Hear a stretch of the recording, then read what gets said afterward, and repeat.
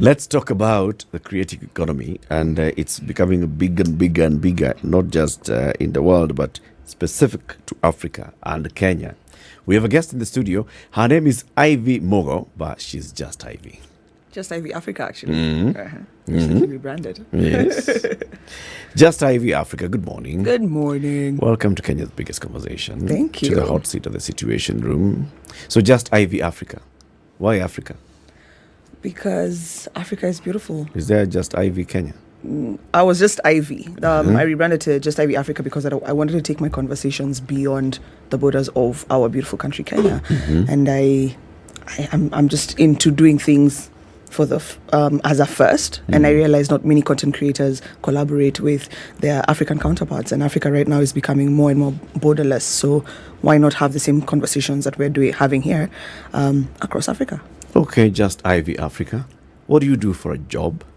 I create content. I'm paid to influence buyer behavior, buyer opinions, and people, basically. I'm paid to travel. I'm paid to come for interviews on SpiceFM. I'm paid to have fun. Explain. You create content and you influence people's behavior. Yes. Start with the creating content. Yes. I don't even know if I can say really. So I do two things. I document my life, and out of that, I create content. So whether it's adverts for for brands, or just me taking people through what it is that I do during my day. That is generally what I do in terms of content creation across various platforms. So there's my Instagram, which is my biggest platform. There's my TikTok, my recently opened Twitter, and currently now my growing LinkedIn. So basically that's what I do. Okay. Yeah. So how many followers do you have on Instagram? I have 222,000 followers and counting on Instagram. 10, growing. TikTok? Yep. TikTok, 50,000. And growing. Yes. 10. Yeah. Newly opened Twitter. Oh, Twitter is never opened Twitter before. Can you imagine? No, I just have never been on Twitter. I didn't think I had the gusto to be on Twitter. Twitter right now, I think is probably around 1,200 followers. So why did you decide to join Twitter now?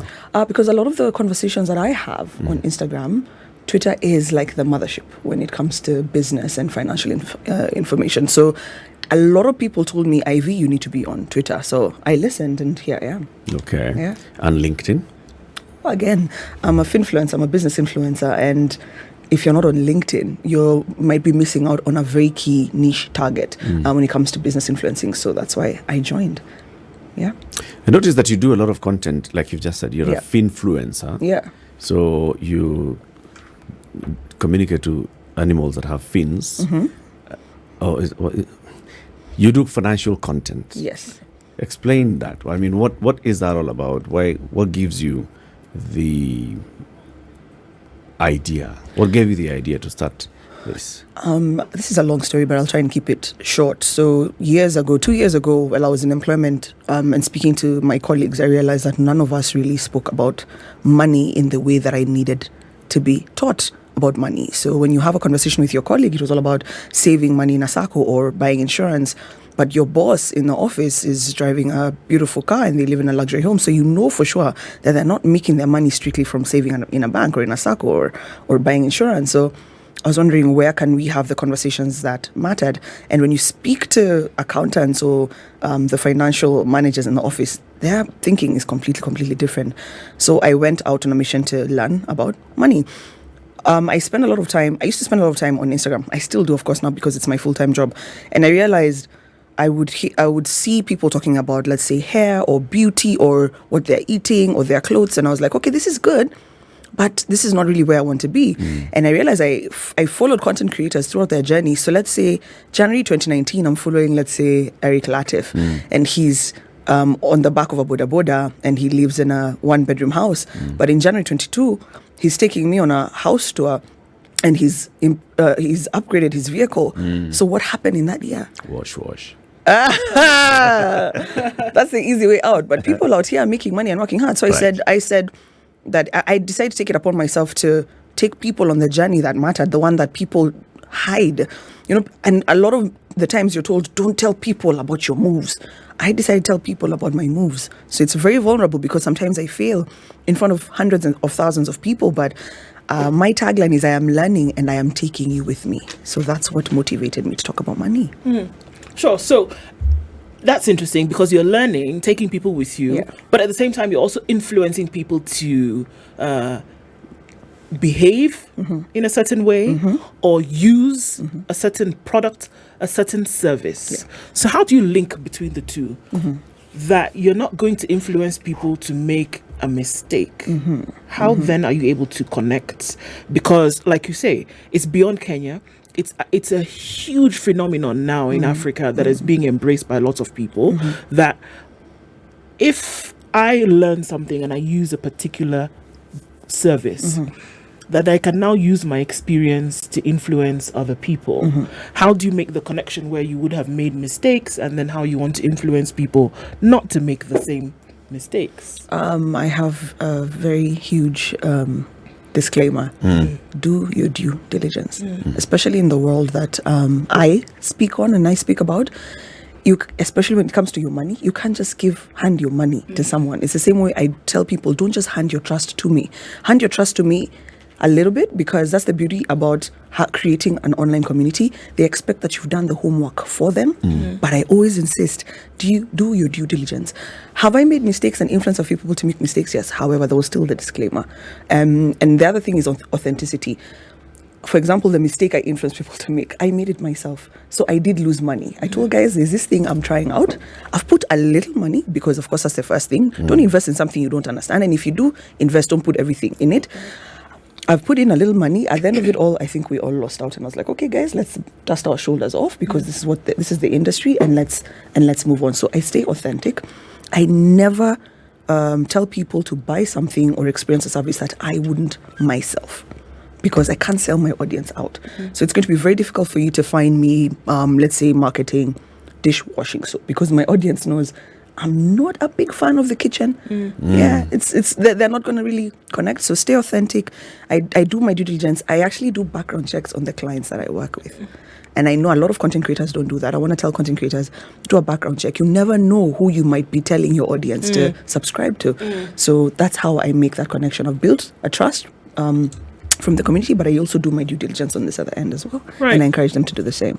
And so we see this innovation changing. Yeah. 20 years ago, 15 years ago, how you would know about something is that you saw it in a newspaper, or you saw it in a magazine, or you saw an ad on TV, or you heard an ad on the radio. The influencing phenomenon, obviously, is still it's still new. We can still call it new media. Do you think we had to? Do you think it had to get to a point where it was like that? Because of the way in which the world was changing? We're not going to necessarily do what an ad tells us to do on TV or radio. But if you see another human actually using, doing, then it would, again, influence the way in which we buy or I don't know if I can say it had to, or maybe it was just the natural line and flow of things, because of the advancement of technology and the access to information that the world has globally. You see, before, you only could trust that newspaper, and it was a very passive type of relationship that you have. You cannot engage with this person, ask further questions. It was very passive. With the advancement of technology, the advancement of the internet speeds, internet tools, that type of thing, I think this was the natural flow, moving the audience from passive to active. I think that's it. So a while back, I would see you on an ad and trust that because this big celebrity is holding this product in their hands, that I can now go on and buy it myself. But I did not have access to you. I could not ask you about the experience. I could not ask you how much it cost. I just had to trust that your image is enough to sell for me to buy this product. I think it's generally the natural flow of things, for sure. Where I see it going maybe 5-10 years from now is moving from people with, let's say, even my type of following to people with 5,000. A community of 5,000 people. A community of 5,000 people where 1,000 people will buy what you're saying is better than a community of 1 million where 100 will buy what you're selling. Yeah. You know, I have always been perplexed and intrigued by the term influencer, and what has been explained to me is what they do. I say this because this is now what generational gaps do. For me, the influence that I knew of were advertisements. Exactly. whether it's on TV, radio. But now, the human advertisement, live talking, communicating with you, telling you where they live, how they live, where they go, documenting literally everything about their lives. For me, it was strange. It is still strange, but I'm beginning to understand what it is that it does. Now, do you have a mechanism by which you actually measure how much influence you are putting forth and whether it's achieving what it is you want to achieve beyond just the number of people who follow you? Is there any way of measuring it? That's a beautiful question. And before I answer that, I want to go back to the way you said influencing fascinates you because people share their lives. It's a way of word of mouth.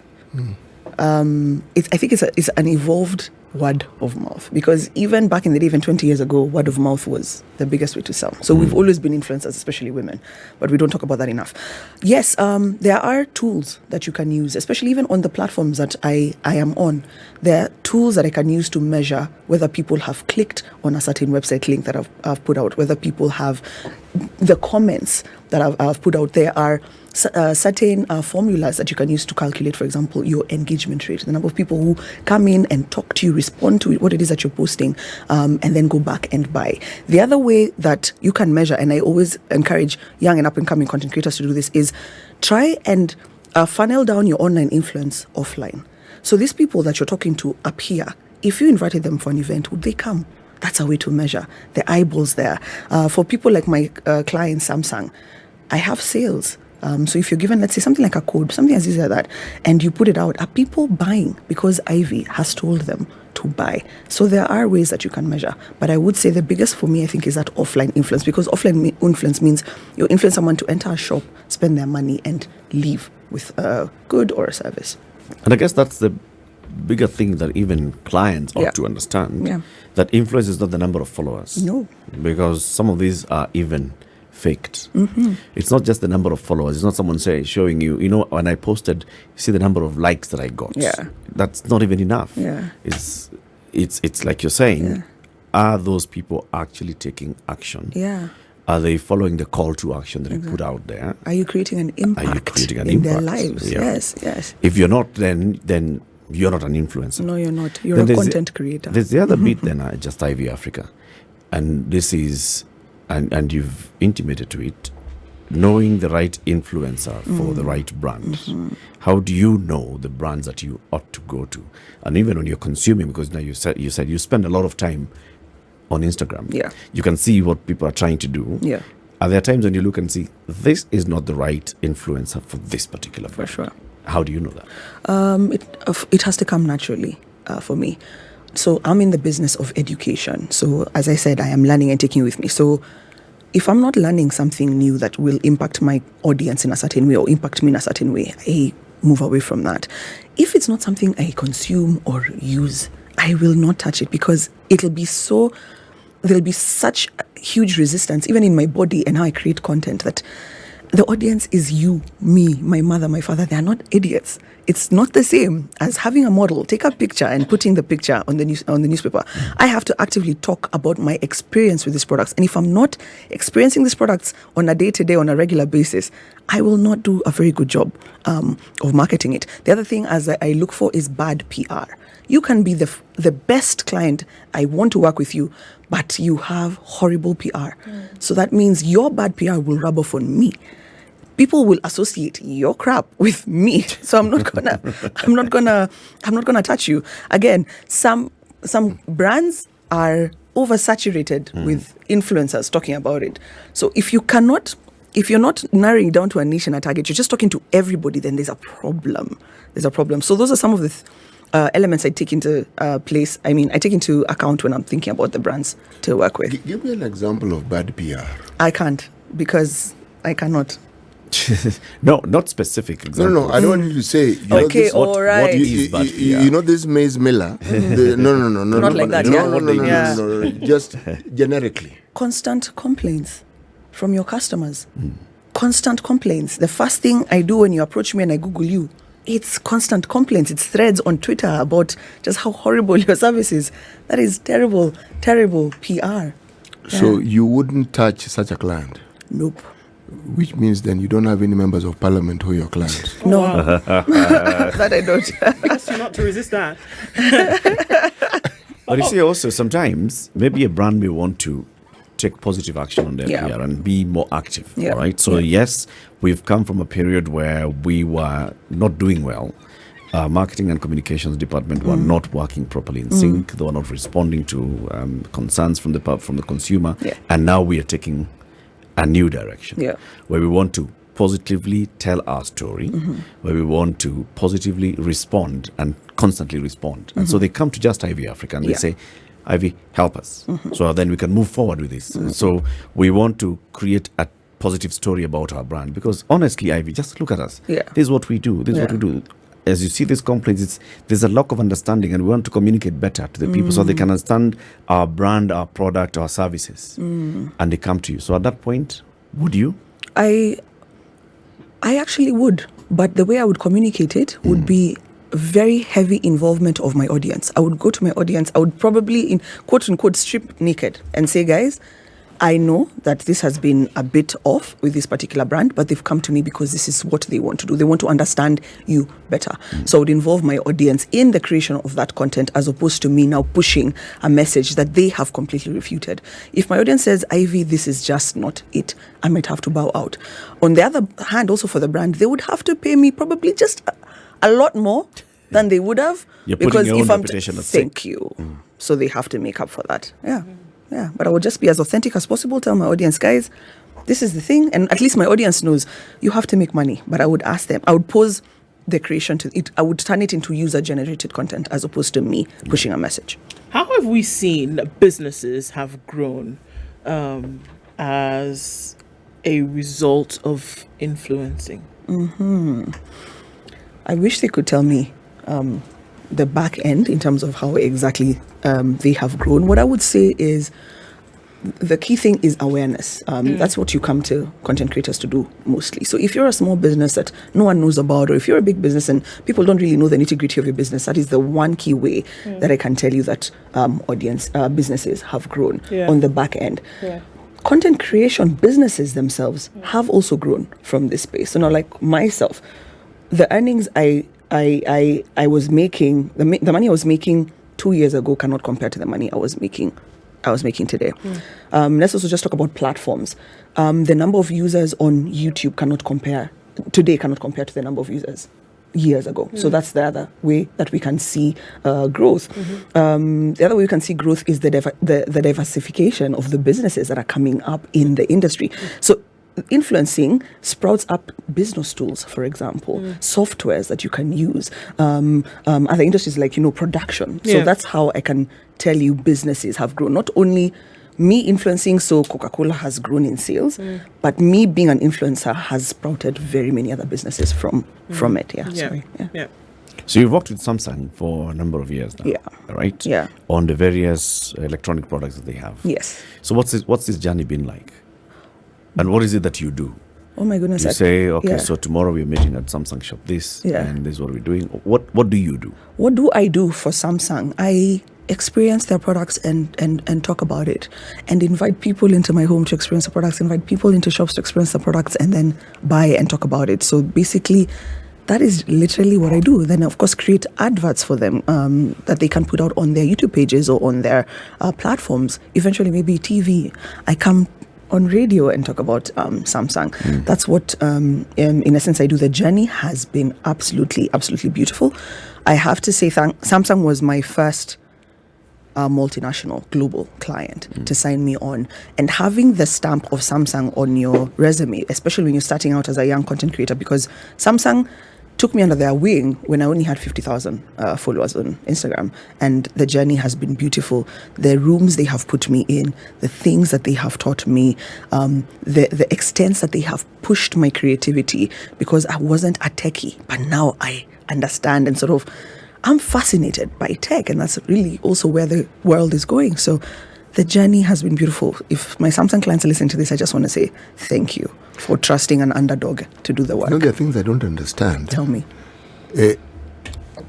50,000 sounds like very many people to me. Yeah, yeah. But from what you've said, it isn't very many people. It was Yeah. just 50,000. Yeah. Yes, At the 50, time. many people. Yeah. You could win an election with 50,000 votes. Yeah, you could. Easily. So, at what point do the numbers now make sense and you consider them to be adequate? Okay, thank you for saying that. 50,000 at the time also was pretty good. I won't lie. It was good. I'm very ambitious and I knew where I wanted to go to, and 50,000 was not it at the time. Maybe it's a toxic mentality that the numbers are just not enough. Maybe I should focus on, even out of my 200K, to make sure that I maintain 50. I don't think so. Yeah? No, there's nothing toxic about it, because the more people you reach, the more viable and the more potent your content is, because there's a much larger audience. There's a larger audience, but Yes. here's the thing though. Yes. The higher you go in terms of audience numbers, the lower your engagement rate. And there's science behind this. So as I said, that 50,000, if you have that 50,000, you're probably influencing more people, and your content is being pushed to more people who actually follow you than when you do have the 200K, than when you do have the 1 million. Have you ever seen someone with 1.5 million followers, but they have 5,000? I actually don't know Okay. anybody. the people I know, when they talk about followers, it's around 1,000. And even people who then, came to their meeting. yes, and even then, I'm thinking 1,000. Those are many people Many following people. me. Let's take a Are you break. kidding me? It's 28 minutes to 8. Our conversation this morning is with Just Ivy Africa. She is an influencer. How innovative influencers are driving and powering a booming creative economy in Africa. This is the Situation Room, the only way to start your day. Conversation continues with Just Ivy Africa about, content creation, influencing, and how that is all developing into a big thing across Africa. Back to the conversation that what you mainly focus on, which is on financial awareness and education. Yeah. So you say you read, you come across information, you think through it, and you think, I'd like to try this out. You go into it and invest. Sometimes it works. Sometimes you burn your fingers, as is normal. Is this all your money? Yes. Yes. You don't get paid to try something. Never, unfortunately. We'll give you money so that you can put it into this Ponzi scheme, and then we'll pay you back, and you notice that it's growing. No, I don't get paid to try stuff out, but because I try stuff out, I get paid to tell people about it. That's basically it. Because I have a property called Money Monday, where every Monday I ask my audience to teach me something new about money, and we discuss the stuff. And it leaves me very challenged to go back and actually try something myself. There's no way I'll be able to carry a conversation if I have not dipped my fingers into the water just a little bit. So no, I've never received money to. Give us an example of something where you just dipped your fingers and you're like, wait a minute, I want to dip the whole body because this thing is working. Other than literally education, like financial education, I could say one of my favorite investments would be in the global market. Yeah, in the global market. So I do have a few thousand of pounds placed in a property that I don't want to talk about because they don't pay me to talk about it. But the global market, once you see your money growing in British pounds or in dollars, you're like, oh, this is nice. The other thing is property. It's something that I've recently had an appetite for, and I just like having the stamp of I own land in my country, because they don't make land anymore. It's not infinite. So right now, property and just investment in the global market has me really buzzing.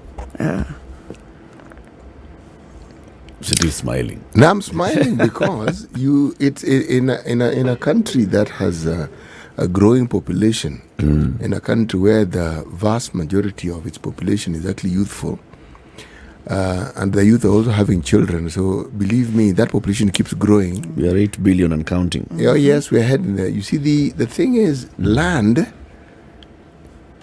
is an investment that it's almost impossible to go wrong unless someone tries to con you. Exactly. Because the demand for it will keep increasing. Yeah. Yes. Yeah. And so when that's why I'm smiling. When one invests in land, it is, in my mind, a fairly sound investment. But more so if you buy land where development is going to. It hasn't quite arrived. Exactly. Because where it has arrived, it'll be expensive. Exactly. And they'll charge you an arm and a leg. Exactly. Now, so much for land. This influencing thing, it still perplexes me. I like it. But in a positive way. Yeah. Because, you see, my thought process began with what I refer to as advertisement. Okay? Then I started thinking about what one calls the power of example.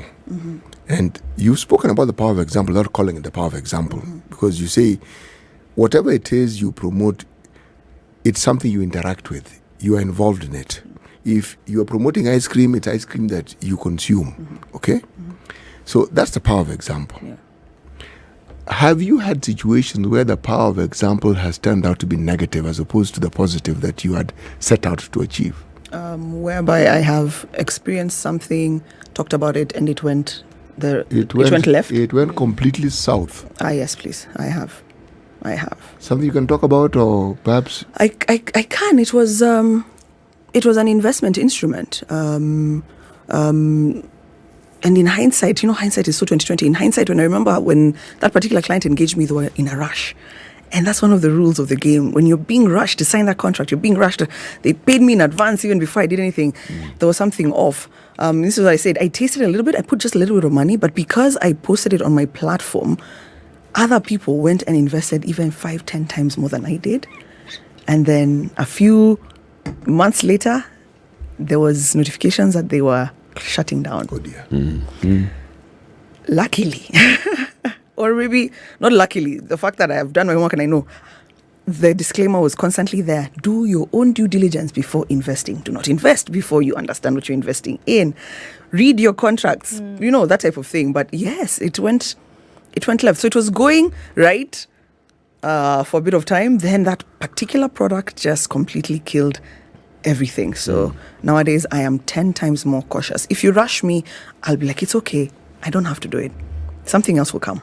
You know, Eric mentioned a certain investment portfolio that is often referred to as Ponzi schemes. There are people who actually make money from the Ponzi scheme to begin with. Thank you. Of course. It's not that they don't make money, they do. Yeah. And that's why it grows and more people invest. That's before it Ponzis you. Exactly. It takes you all the way. Exactly. Biket is asking, amazing discussion. How do you handle damage control for your clients? Would you rather organic growth, paid, or both? So let's just even put it as an example. So you've started engaging with this client. Yeah. And then they get into some crisis situation. Yeah. All right. Yeah. And you're in the middle of a campaign that you're running, but then there's something else that's just negativity. How do you handle that? That's such a good question because I handle my business beforehand. I have never been in a situation where something has gone, where that has happened. But what I would do is probably engage with someone in public relations. Luckily, I do have those contacts based on my past. I'd engage someone in public relations so that I can see how best to handle it for me. I would also obviously speak to the client because it's a collaborative effort. When your client is on fire, that is the wrong time to jump out of the building, help them put that fire out. So I'd also engage them to see what plans they have to mitigate that situation and how I can come in, all the while still maintaining authenticity, telling my audience, because I promise you, if something like that happened, my audience would be the first to tell me before the client. Like, Ivy, these people you're talking about, SpiceFM, there's something off there. Right. And then so I'd come back to Spice and say, guys, how do we handle this together? And I promise you, when you're in that fire with that client, they will remember you years and decades on as someone who stayed on with them. So I would speak to someone, my lawyer and my PR people for me, but I would also speak to the client for me and for them. Sure. Yeah. Even as you say these things, and we're also living in a world where everything is so microwave. Yeah. 1 minute and we're out. Yeah. 1 minute is hot, it's ready to eat, isn't it? But then even as you talk about influencing now and influencing how a business essentially would profit, many think that you need to just look a certain way and say a certain thing for you to be an influencer. But it's obviously some work that goes into it. There is huge amounts of education. There is knowledge and understanding that you must have. You can't just slap on some lipstick and assume that you look a certain way and then you can influence for businesses in today's economy. Can you? No. One thing that content creators or future influencers, whether I call myself a think-fluencer, I coined that term because I like to create content that makes people think very, very seriously. Have not just a content strategy, but have a brand and business strategy. At the end of the day, you are a business. If you farm up your business strategy and then your brand strategy, the rest will flow pretty easily. Slapping on lipstick will make you like anybody else, but telling the story of that lipstick in a beautiful way, documenting your experience with that lipstick, not creating, documenting your experience with that lipstick is something else. Filling a gap with that lipstick. Is it that this lipstick is normally bought at X amount of money, but because I have done my homework and I've gone around 100 shops in Kenya, I can tell you this is the original lipstick. You can find it at a more affordable price at this place. Perfect. So there's a lot of strategic thinking and a lot of investment that goes behind influencing and content creation that people don't really understand. And then the other thing is engaging with your audience. Slapping on that lipstick and someone comes and says, Ivy, what lipstick is that? And you ignore them. You're doing nothing. It's Ivy, what lipstick is that? Engage them. It's this. This is where I got it from. This is how much it's going to cost you. Tell me about your experience. And then eventually getting that person's name, their phone number, their email address, building a database and a community that you can now go back and sell to the lipstick company. It'll be easier to go back and say, I have 500 women who we talk about this lipstick all the time that are keen for you to engage. It'll be easier that way.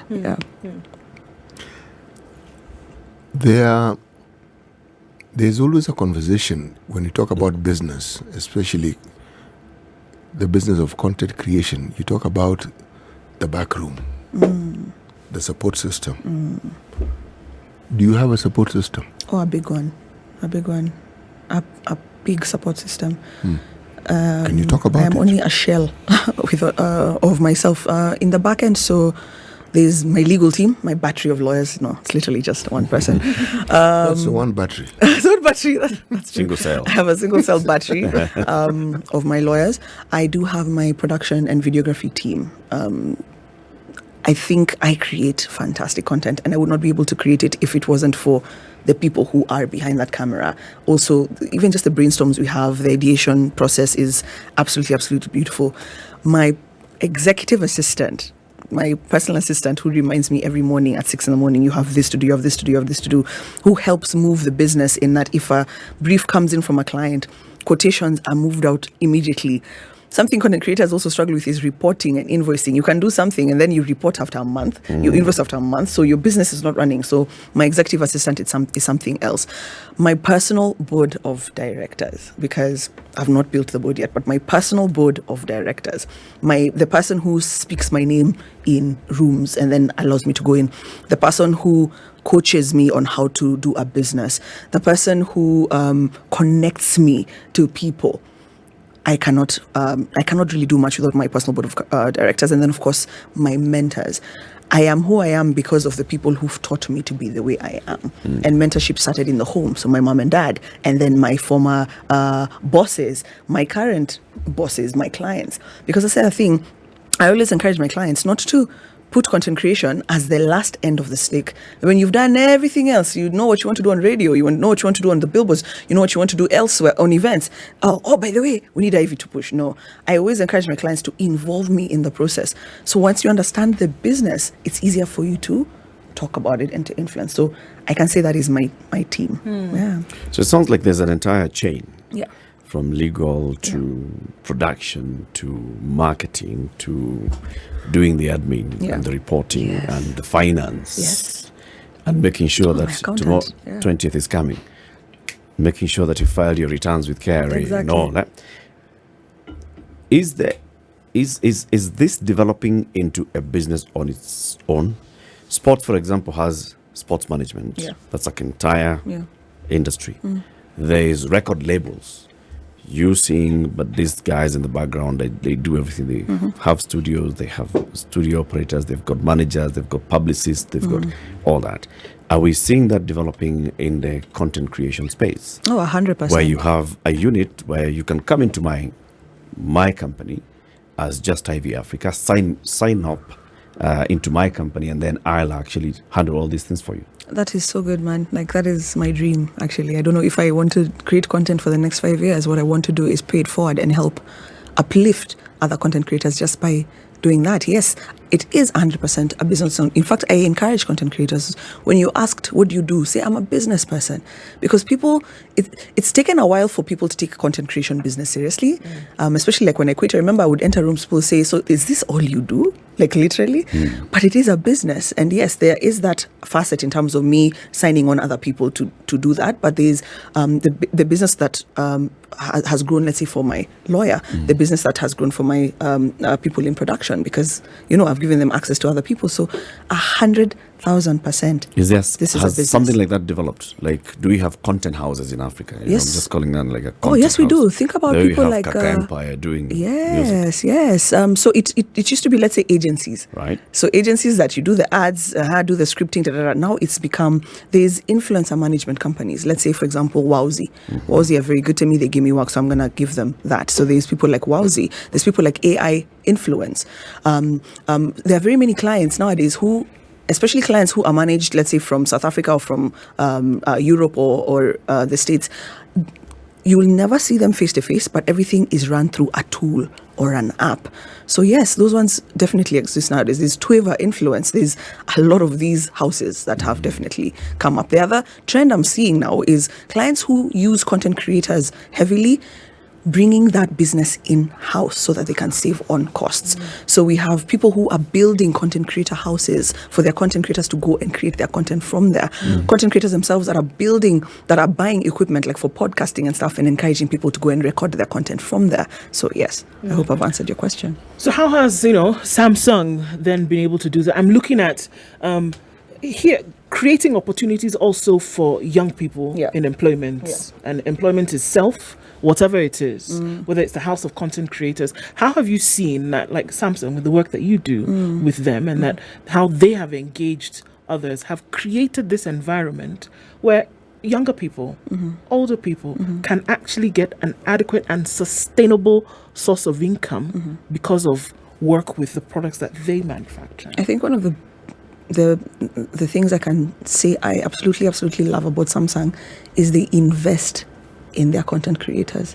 They don't only see you as a face to push their products, but they see you as an arm or as a department of their in marketing. So you're constantly being trained on their products and how to best use them or how to best experience them. I recently did a live with the head of consumer electronics sales on how young people can be marketable in the job sector. Something that you might think is very far removed from Samsung, but something that makes sense because that is them preparing you to work in places like Samsung. So they invest in their content creators. They allow us to create. I have never been in a meeting with Samsung where I've been told this is how you must do it. It's not prescribed for you. They ask you, how would you do this best? So giving us that room, you train us, you engage with us, then you give us that room to truly be ourselves, and we collaborate easily. If something doesn't work, they do not scold you and cancel the contract. They say, okay, how do we improve? How do we make this better? I think that is how they have they've done it. I've been with them for 2 years. I've never worked with anybody else for 2 years. So the fact that they've invested in me for this long, and then even as soon as I rebranded to Just Ivy Africa and I told them I want to move into the African space, they said, come. We have Uganda, we have Tanzania, we have South Africa, we have Nigeria. What do you want to do? We can help you penetrate those markets. So that is how I would encourage also other clients to handle their content creators. We're not just some randoms. We are part of your business. And even with the electronics that you do influence for, from Samsung, have you then been able to see that the measure that we talk about, and the evaluation of how then the businesses then do grow. We see the growth for you as an influencer. Can you then see and be satisfied with the growth that you have also then created for the Samsung brand? I think so. I think so, yes.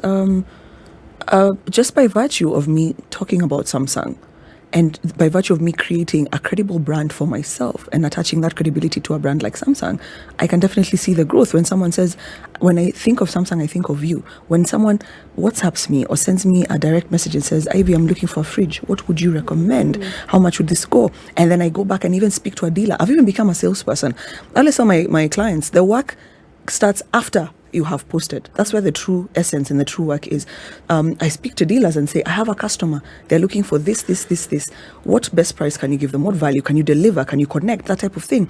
I have definitely seen that, and I can report in my reports. I do report that this month I was integral in the sales of, let's say, 5 TVs, 3 fridges, that type of thing. And sometimes also, other than the measuring it with the sale and whatever, it's about people just talking about it. Have you seen a growth in mentions or on Samsung on social media, off social media? That is also how I would do it, and I can say yes. I would not be. The other measurement is the fact that they've kept me for 2 years. It means maybe something is working. Maybe. There's something that's definitely working here, right? Yeah. So they make all these products. We'll be talking about the products all the time. Yeah. Of course, as content creators, then you also are using many of these products on a daily basis. They become, it's a lifestyle issue. When you say that you sometimes take up a product and you bring it to your home and you encourage other people to use it and to give you feedback, how do you play that out? Is it that you're giving, I'm going to give you this watch, tell me how you felt about it? Or is it, I want you to go and buy the watch, and because you are using a certain code, Just Ivy Africa, then you're going to get a discount. And how do you do that? How do you make me want to try out this product? By showing you its best, by showing you its benefits. Okay. Yeah. Ivy. Yeah. What phone do you have currently? The S10 21. That's what I'm using. Samsung? Yes. Okay, now tell us about it. What does it do for you? I wish you could tell me to sell you my TV or my fridge or my washing machine. But what my phone does for me, for Fridge. example, Oh. because Does your fridge have a screen? no, it doesn't have a Can screen. it make calls? No, it can't make calls. Then let's park the fridge for the time being. Yeah. Let's talk about the phone. Okay. For me, in the business of content creation, why I like my phone is one, extended battery life. I have to say that. I'm constantly on the move, always up and down, and I need a phone that is not going to die on me in a funny way. So I love the fact that they have done a lot of research on extended battery life. The second thing for me is just, of course, the camera.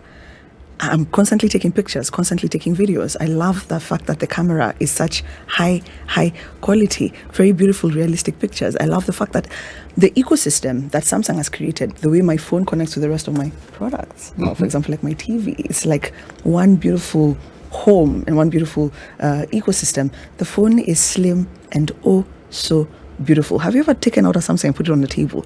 You seem like someone of power. You'll enter into a room and ask for $10,000 and they'll give it to you because they can see you've invested in yourself in some of these gadgets, some of these elements. Maximum productivity. You know, Yeah. Ivy made in Africa, the thing you need to consider Tell me. is a Tab S8 Ultra. Because you talk about battery life. 3 days, Okay.